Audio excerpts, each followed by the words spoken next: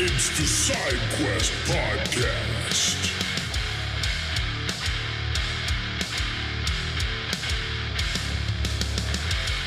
Welcome to today's deep dive. Imagine for a second that you finally land your absolute dream job. Oh, the one you've been working toward your whole life. Right. You've been climbing the ladder for years, meticulously plotting your path, and you finally get the keys to the corner office. This is pretty good so far. It does, right? But within weeks, you crash the company's stock, you nearly wipe out the retirement funds of millions of people, and you are forced to resign before your standard probation period is even up. Which just sounds like an exaggerated movie script. It really does. But for anyone trying to understand how quickly power can evaporate when, rigid ideology collides with complex reality, today's topic is an absolute masterclass. Yeah, we are looking at a genuinely peculiar and, honestly, highly consequential piece of modern history. We're diving into the 49-day premiership of Liz Truss. 49 days. It's just wild. It is. The central question we're exploring today is why, and more importantly, how, she became the shortest-serving prime minister in the history of the United Kingdom.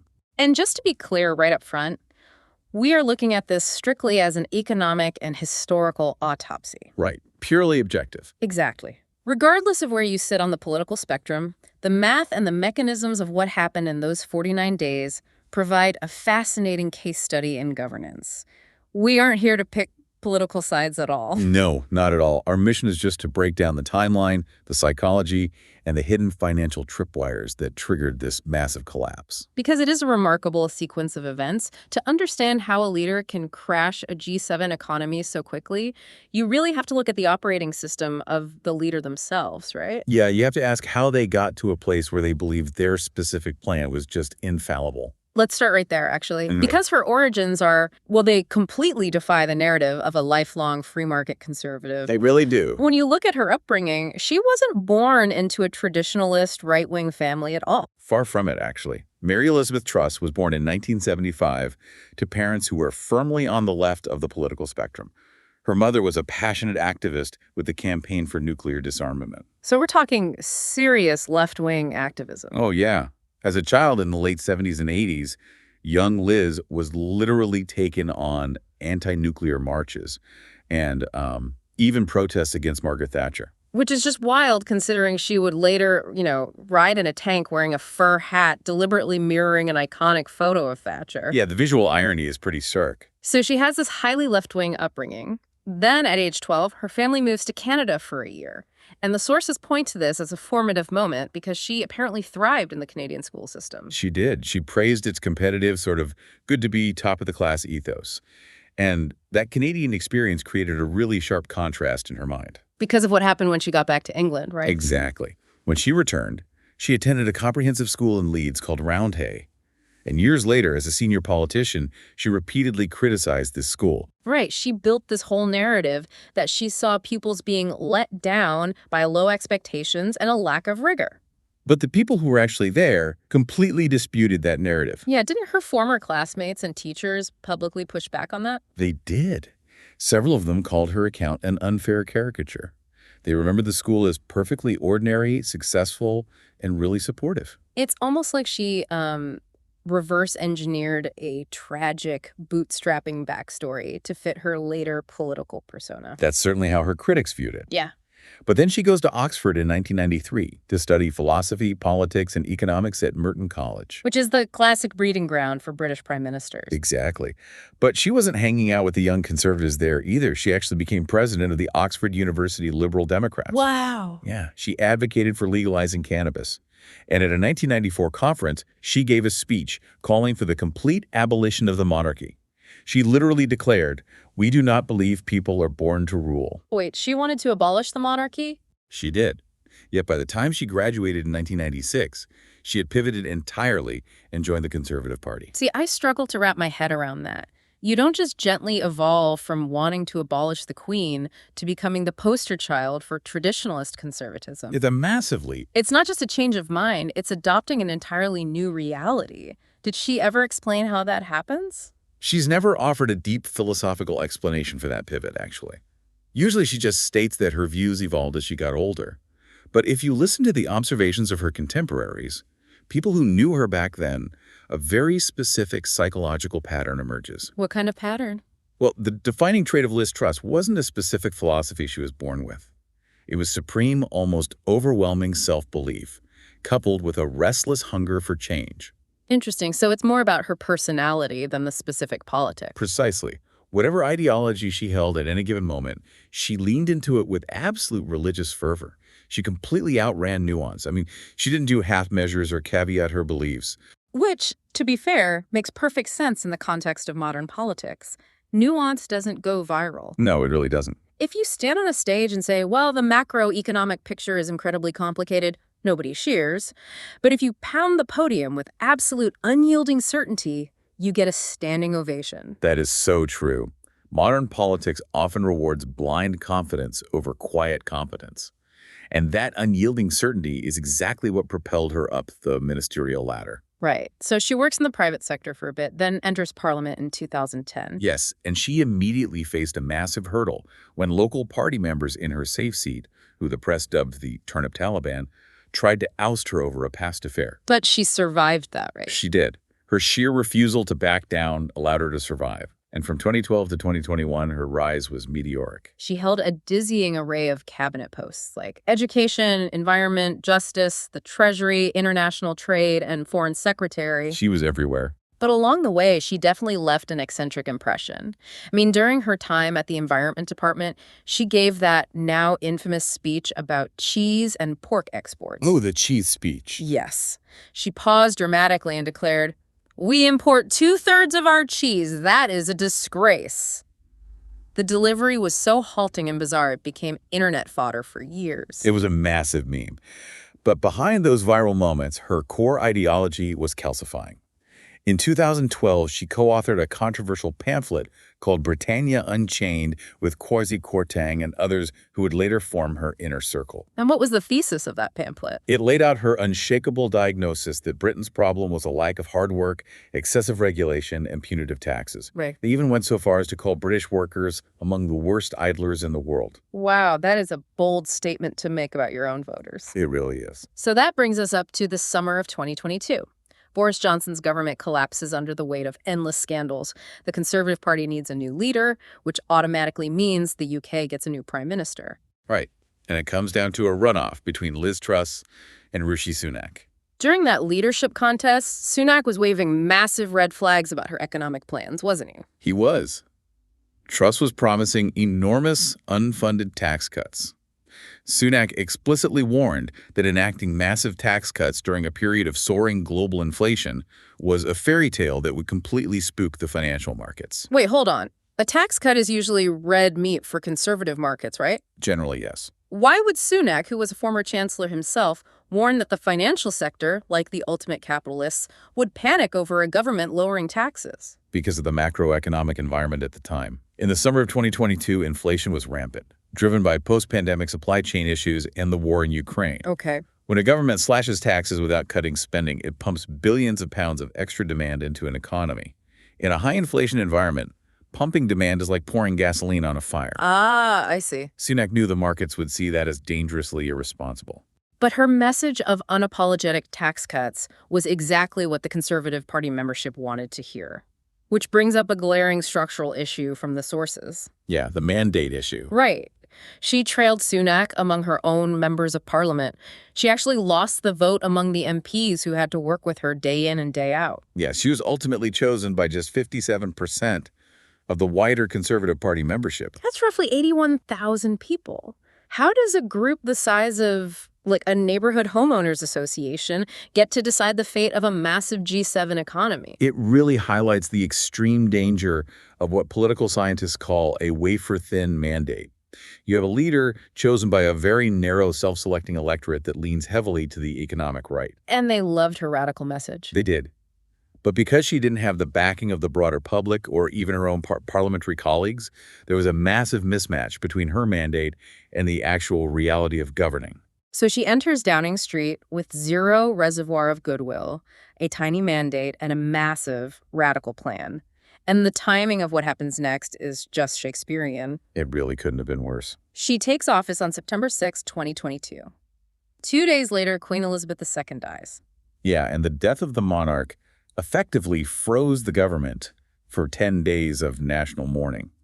This compressed her already tight timeline incredibly. Because everyone is just focused on the protocol. Exactly. Her new administration was entirely consumed by the choreography of grief and protocol. They had absolutely no time to lay the political or institutional groundwork for the economic shock therapy they were about to introduce. And what they introduced was basically a bomb. It was. September 23, 2022. Her new chancellor, Kwasi Kwarteng, unveils the growth plan, which the world now knows as the mini-budget. It included £45 billion in unfunded tax cuts. Right, things like abolishing the 45% top rate of income tax for the highest earners and canceling planned corporate tax rises. But it wasn't just the cuts that caused the panic, was it? It was the arrogance of how they delivered them. Absolutely. They deliberately sidelined the Office for Budget Responsibility, or OBR. That's the UK's official fiscal watchdog. And they sacked the senior Treasury civil servant. Sidelining the OBR feels like the fatal error here. It was. Normally, a major fiscal statement comes with independent forecasts proving the government's math actually works. By skipping this, they signaled to the world that they were actively dodging scrutiny. It's like trying to buy a multi-million-dollar house and telling the bank, trust me, the house is worth it. Right. The bank relies on an independent appraiser to verify the value. If you deliberately lock the appraiser out of the house, the bank isn't going to lend you a dime because they assume you're hiding termites or a cracked foundation.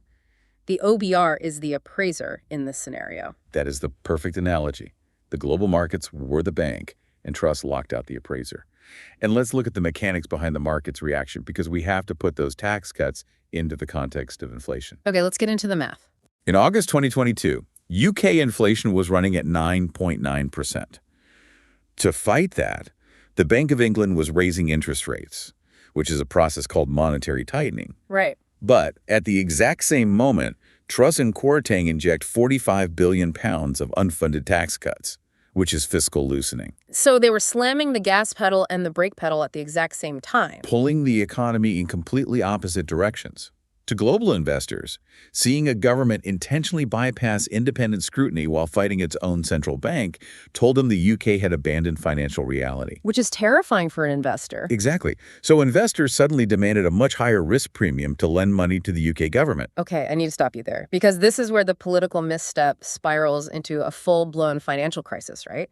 The pound drops to its lowest level against the dollar since 1985. But the really terrifying part, the part that almost ruined the average listener's retirement, involves something called the LDI crisis. When we start throwing around terms like gilts and derivatives and margin calls, I know a lot of eyes just glaze over. Oh, for sure. It sounds like a foreign language. Explain this to me like I'm a 5-year-old. What is the actual mechanic happening here? Okay, let's break it down simply. UK government bonds are called gilts. Think of a bond as a fixed income IOU. You give the government money, and they promise to pay you a fixed amount of interest every year. Got it. I give them cash, they give me a steady return. Exactly. Now, the absolute core rule of bonds, and this is what triggered the crisis, is that a bond's price and its yield move in opposite directions. Wait, opposite? I think that's where people get tripped up. Right. So imagine you buy a bond for £100, and it promises to pay you £5 a year. That's a 5% yield. Makes total sense. But suddenly, the government announces chaotic, unfunded tax cuts, and investors panic. They don't want to hold UK debt anymore, so they start selling their bonds. Supply and demand. Exactly. When everyone rushes to sell, the price of that bond drops on the open market. Let's say the price plummets to £50. Okay. The government is still only paying out that fixed £5 a year. But £5 is now 10% of £50. Because the price collapsed, the yield just doubled from 5% to 10%. Oh, wow. I see. So panic causes selling. Selling causes the bond price to crash. And crashing prices cause the yields to violently spike. Exactly. And that sudden violent spike in yields triggered the LDI crisis. LDI stands for liability-driven investment. It's a highly complex strategy used by thousands of UK pension funds. So this is everyday people's retirement money. Yes. To ensure they had enough cash to pay future retirees, these funds used financial derivatives. Basically, they placed massive bets that bond yields would stay relatively stable. But the mini-budget ensured the yields did the exact opposite of staying stable. They skyrocketed. Right. And when the yield spiked, the banks that facilitated those bets issued margin calls. Which means what, practically? They essentially called the pension funds and said, your bets are losing rapidly. We need more cash collateral immediately. We are talking about an estimated 170 billion pounds worth of margin calls hitting the pension sector all at once. 170 billion. That's not a rounding error. That's an entire economy. Where do pension funds get that kind of cash on zero notice? They didn't have it. So to raise the cash, they had to sell the only liquid assets they had, which is more government bonds. Oh, no. But remember our rule. Everyone selling bonds all at once drives the price down even further, which makes the yields spike even higher, which triggers even more margin calls. It was a terrifying self-reinforcing death spiral. A death spiral that literally threatened to wipe out the retirement savings of millions of everyday people within hours. That is just staggering. It was so severe that the Bank of England had to step in with an emergency £65 billion intervention. They had to act as the buyer of last resort, purchasing bonds to stop the price from crashing to zero and save the pension sector from systemic collapse.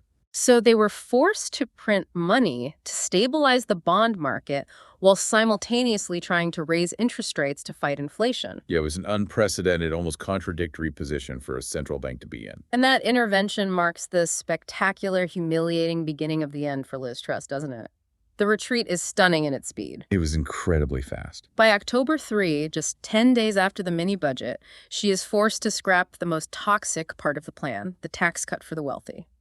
By October 14, she sacks her chancellor, Kwasi Kwarteng, after barely 5 weeks on the job. Throwing him under the bus to save herself. Exactly. She brings in Jeremy Hunt to replace him, and within days, Hunt goes on live television and systematically dismantles her entire economic platform piece by piece. She was a prime minister stripped of the very policy agenda that had won her the job in the first place. Yeah. Her authority had entirely evaporated. It's like she was in office but not in power. Absolutely. This breakdown culminated in a chaotic vote in the House of Commons over fracking. There were credible reports of physical jostling, shouting, and sheer panic among conservative MPs in the voting lobbies. The discipline of the government had entirely ceased to exist. Which leads to October 20. She steps out of Downing Street and resigns. Total time in office, 49 days. 49 days. And we can't talk about those 49 days without mentioning the lettuce. Ah, yes, the Daily Star tabloid. Right. They set up a live stream of an iceberg lettuce wearing googly eyes and a wig, posing the simple question, will Liz Truss outlast this lettuce before it wilts? And the lettuce won. It did. It went globally viral and cemented her failure in pop culture forever. But as hilarious as the lettuce was, the real-world impact wasn't a meme. For you listening, what was the actual tangible cost of this 49-day ideological experiment? Well, the human cost was devastating and long-lasting. Even after Jeremy Hunt reversed the policies and the bond markets eventually calmed down, the damage to the housing market was durable. How so? During the panic, lenders had yanked mortgage products off the market entirely. When they returned, the average quoted mortgage rates had jumped sharply. Oh, man. So real people felt this immediately. Directly. This meant that any homeowner who was coming to the end of their fixed-rate mortgage deal faced a massive, immediate hit to their monthly household budget. People were suddenly paying hundreds of pounds more a month directly because of this crisis. And the political cost was just as permanent, wasn't it? The Conservative Party had spent decades, stretching all the way back to the 1980s, building a foundational reputation for fiscal competence and economic stability. In 49 days, that reputation was incinerated. Completely incinerated. Rishi Sunak, the man who had accurately predicted this exact catastrophe, took over as prime minister. But he inherited a severely damaged brand. Yeah, the damage was done. The party fell behind the opposition Labour Party by enormous margins in the polls, a deficit they never recovered from. In July 2024, Sunak called a general election, resulting in a landslide Labour victory that wiped out 14 years of Conservative government. Political commentators across the spectrum point directly back to the 2022 mini-budget as the fatal wound that caused that wipeout. And the irony is, in that 2024 election, Liz Truss actually lost her own parliamentary seat in southwest Norfolk. That is an exceedingly rare humiliation for a former prime minister. It is almost unheard of. But despite all of this, she didn't choose the traditional path of quiet post-premiership reflection, did she? Not at all. She refused to accept the consensus view of her failure. In 2024, she published a memoir titled 10 Years to Save the West. And what was her take in the book? In it, she vigorously defended her record and placed the blame squarely on what she called the deep state. specifically targeting the Treasury, the Bank of England, and the broader economic establishment. So she doubled down. She did. She argued that they actively sabotaged her agenda, rather than accepting the mathematical reality that her plan was deeply flawed and recklessly executed. So, why does a 49-day political implosion matter to you today? The events we've unpacked make it clear that this isn't just a British punchline. It is a stark, historical warning. It demonstrates the vital institutional importance of independent watchdogs. Mm-hmm. Those appraisers who verify the math before the damage is done. Right. It highlights how hidden, highly complex systemic risks, like those derivative bets in the pension markets, can suddenly ignite and threaten the entire economy. Most importantly, it shows the immediate, brutal, and unforgiving discipline of global financial markets when a government abandons reality. And that brings us right back to where we started, the illusion of the corner office. The assumption that once you reach the very top, you have absolute power and control to enact your vision. But reality is much more complicated. It is. But here is a chilling question for you to mull over as you go about your day. If a modern Western government can be entirely toppled in just 49 days, not by voters, not by a general election, and not by a military coup, but by bond market yields and pension fund derivatives, who actually holds the ultimate power in a modern democracy? That is a deeply sobering thought to leave on. Thanks for joining us for today's deep dive. We'll catch you next time.